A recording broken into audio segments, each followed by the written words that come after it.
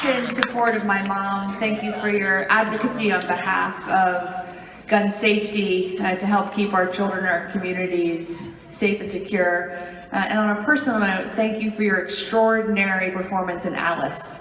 Knowing so many families who are confronting Alzheimer's, thank you for helping to broaden awareness and lower stigma about what is increasingly becoming a challenge and a reality for so many Americans.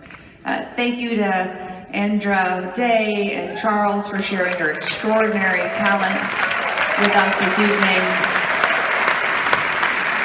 Thank you to Dennis and Amanda and Marlon for all of your tireless work on behalf of my mother's campaign.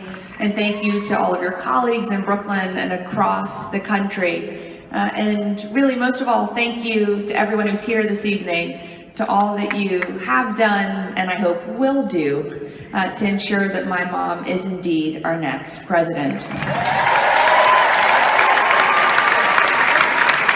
I am proud and grateful every day to be my mother's daughter. I couldn't imagine a better mom, someone more generous, supportive, encouraging, and yes, when appropriate, could dole out a little bit of discipline when I was growing up. A role model that means even more to me now since I'm a mom myself.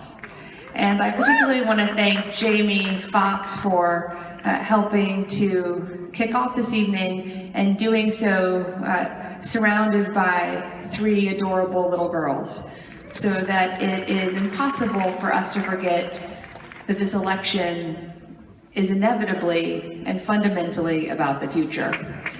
Because as proud as I am to be my mother's daughter, my first and last identity now is as a mom.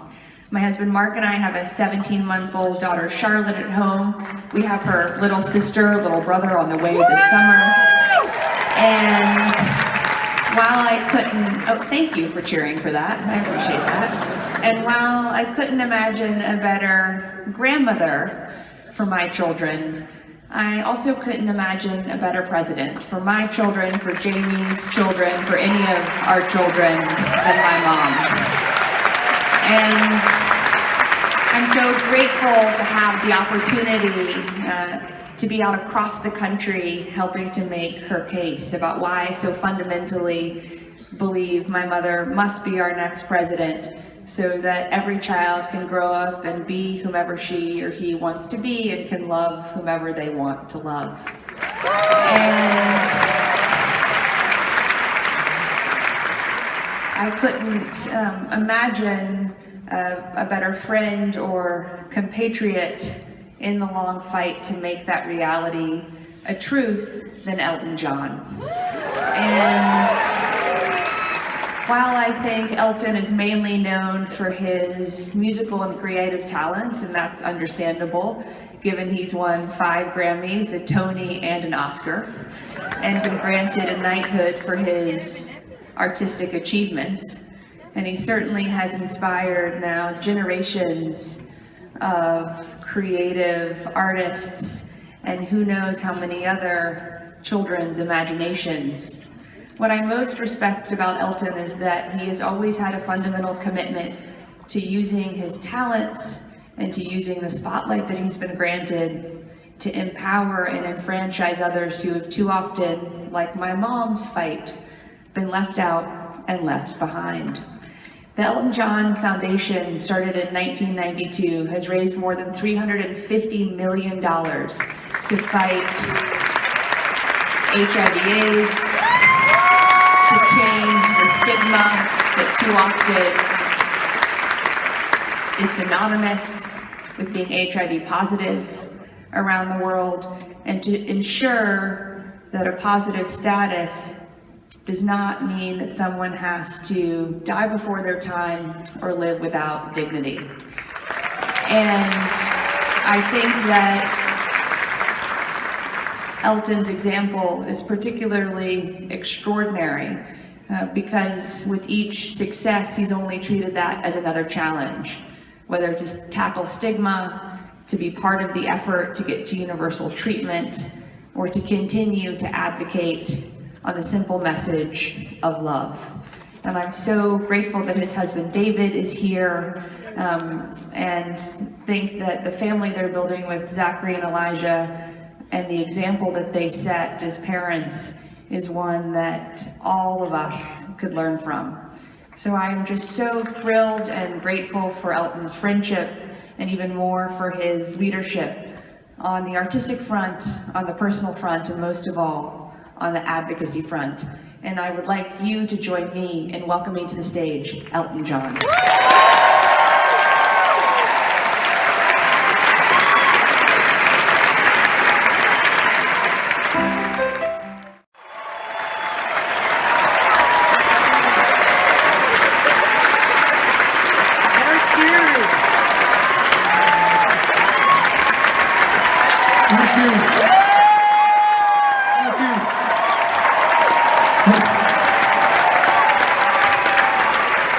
Let's give Elton John one more hand.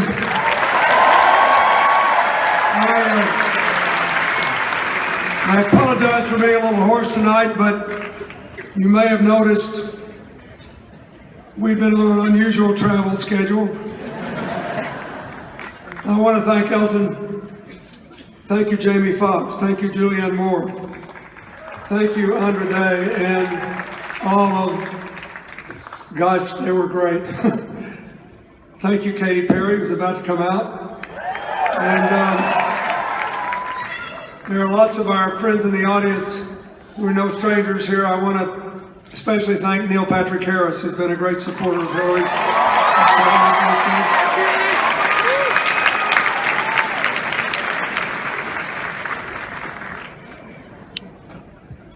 I had about everything I needed to say in that little film.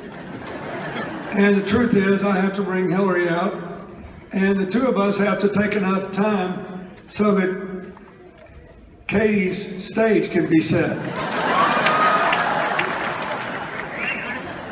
But there's one or two things I would like to say. First of all, in various ways,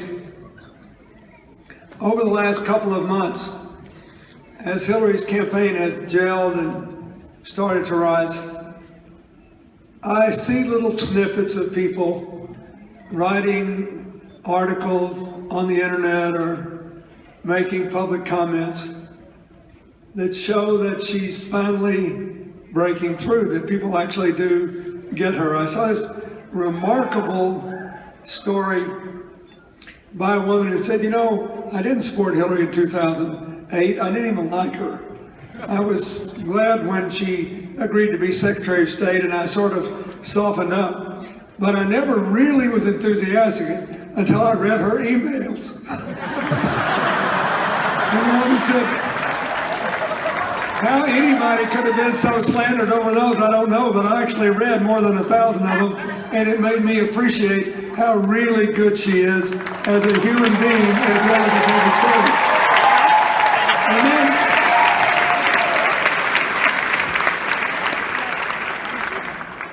then President Obama's former speechwriter, John Favreau, wrote a very interesting piece saying, you know, I said some really unkind things about her in 2008, and then I did a pretty ham-handed thing posing with one of those cutout dolls, and I was embarrassed until she laughed about it and told me not to worry. And I noticed when she came to the White House, she was often alone, stopped and spoke to everybody, especially the youngest people here, and then was always the best prepared person in every room. We really do need her, and in some ways, the choices we face today are perhaps more momentous than they were 8 years ago, when we all knew how the election was going to come out. We just didn't know what was going to happen afterward. Now we do, and after 8 years of pitched battles, we have to send a clear message to the country that we want to rise together, we want to live together, we want to govern together, and that's the only way we can win the battle for the hearts and minds of people around the world for freedom and democracy. And So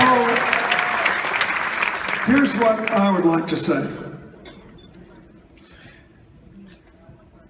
One more word about Elton, because it's relevant to this.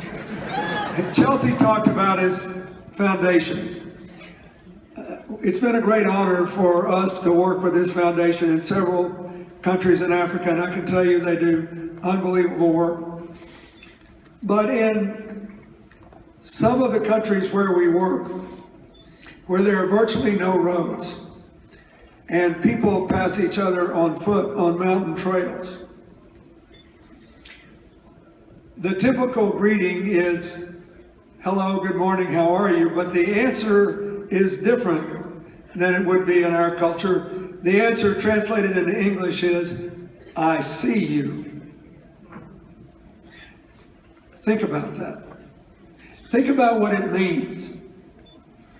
Think about what it means in terms of the dignity you confer on the person you see. Think about all the people that spend their days laboring away in the back of this stage, down underneath, at the restaurant some of you will visit since we didn't feed you tonight. Think what it means for people who feel they are never seen to be seen. The thing I noticed when I first met Hillary, 45 years ago this month,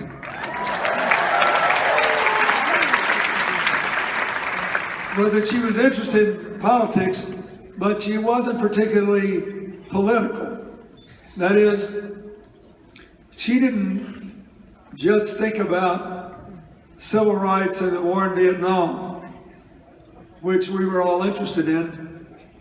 She thought about the people who might not come home, or the people who would come home injured for life. She thought about the children who would never get a good education. She saw people behind policies and politics, and she still does. From the minute I met her 45 years ago until last night when we talked about her wonderful victory, I was always struck about how personal all these issues are to her. The most moving ad she's had in the campaign, I think you saw a snippet of it, was not produced at all. It was just at a meeting where a little child who's a dreamer asked if her parents were going to be sent home, if she was going to be thrown out of school. And Hillary brought her up and hugged her, and she said, I tell you what, you let me worry about that. Go back and be a good student, and we'll go forward together. That's the way she thinks about these things. In our family, and if you ask Chelsea this sometime when nobody's around, she'll give exactly the same answer. We raised her on this, and we live by it. All that matters when you finish your public service, whether you're in office or out, are three things. Are people better off when you quit than when you started? The children and young people have a brighter future. And are we coming together instead of being torn apart? If you can say yes to those things, all the rest is background music. That means now, at a time where we need a strong commander-in-chief who understands, yes, we need a mobile, strong military, yes, we need a very tough diplomacy, but we also have to make a world with more partners and fewer adversaries, because no matter what anybody says about walls, most of the world's borders look more like nets, and the big battles are being fought inside the brains of billions of people over the internet. And so you can't really be president at home unless you're president as commander-in-chief. You have to do both in a way that allows us all to rise. In all these years, from the time I met her until last night, when she got home way late. I love it that for the first time in our lives, I fall asleep before she does. I've always thought she was the most gifted change maker I'd ever known. She had this unusual ability to empower other people, to make them imagine that they could make tomorrow better than today. This unusual ability to look at complicated subjects and immediately know what you could as well as what you couldn't do, and go for what you could do, and do as much as you could. She has been faithful to her little girl's upbringing in the Methodist Church and John Wesley's admonition to do all the good she could to all the people she could for as long as she could in any way that she could. But if you're president, you have to do that to lift other people, to empower other people. And I can tell you, I've done this a long time. And there are some days when I wish that we hadn't been married for 40 years, because then if I showed up and said this, maybe more people would believe me. But I know something about this job and what it's like to govern in storm and sunshine, on the great days, the bad days, and all the days in between. You really do need somebody who's a change maker, who makes the most of every day, and who sees people, not policies, not politics, not problems, but through it all, sees the people. That's what makes for a real change maker. So this has been a fun campaign for me, because I never have to say anything I don't believe. I really just, and I think I'm a little, you saw our daughter up here tonight, carrying our second grandchild. We got to have a FaceTime with her today over the internet. And my granddaughter is already ordering us around. It's hard for me to be as mad as those guys were in that debate the other night. I thought they were going to come to blows. But I am concerned about the real challenges we faced, about the implications of what happens to the Supreme Court. We can't have an inclusive economy and reduce inequality and all rise economically. We can't have an inclusive society and all live together on equal, respectful terms unless we can have an inclusive governing system, which means we can't restrict the right to vote, we can't restrict other human rights, we have to broaden them. In that context,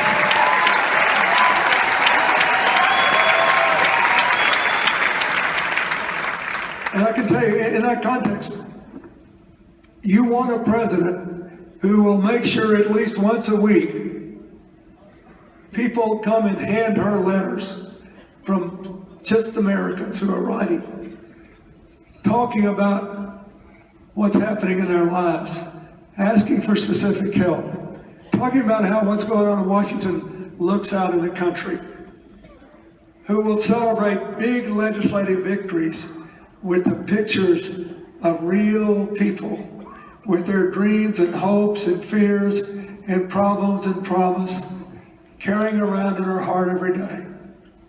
That's what makes for a great change maker. And I can honestly say that I've known a lot of pretty good change makers. She's the best I've ever known. And America needs it now. We need that. We need to grow together. We need to live together. We need to govern together. We need to present the right face to the rest of the world to keep us safe and to build a world with more partners and fewer enemies.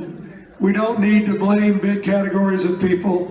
We're making a mistake, those people who think we should demonize all Muslims. We're making a mistake, people who think we should demonize all immigrants. We got to do this together. This is the most incredible country on earth. We're so diverse, we've got every asset, we've got every gift. What we don't have is a very good habit of listening to each other, and ability to get off our high horse, get off the dime, and get the show on the road. I can tell you, if there's one person on the face of the earth based on the fact that everything she did in the White House as a senator and as Secretary of State, she managed to get a fair amount of Republican as well as Democratic support for. If there is one person who can get the show on the road, it's Hillary, and I want you to stay with her all the way through, nominate her, and elect her. Let's bring her up now. Thank you.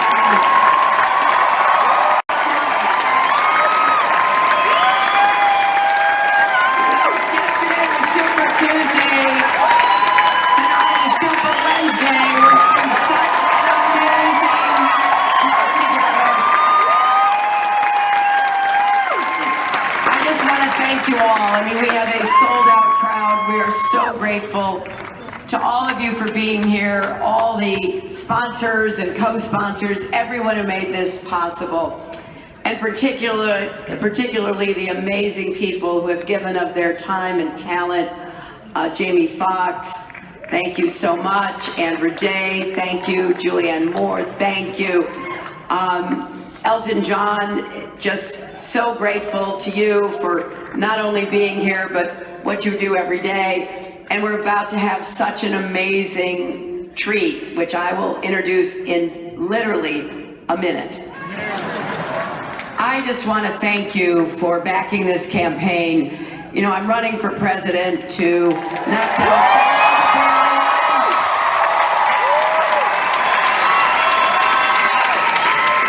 all the barriers that stand in the way of America living up to its potential, and of every American living up to his or hers.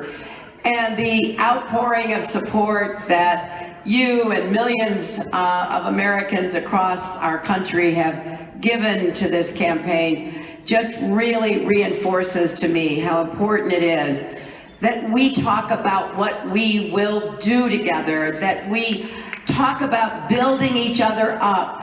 You know, America has always been great. We do not have to make it great. What we have to do is we have to make America whole, and that means working with one another.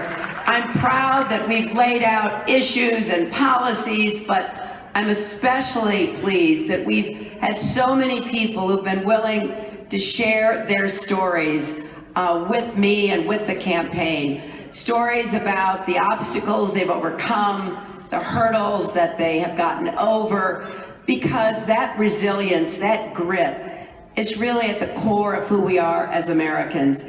And I can't wait to continue this campaign in the weeks ahead as we travel across the country, not only talking about what we want to do, the many, many opportunities we have to work together, but also continuing to hear your stories.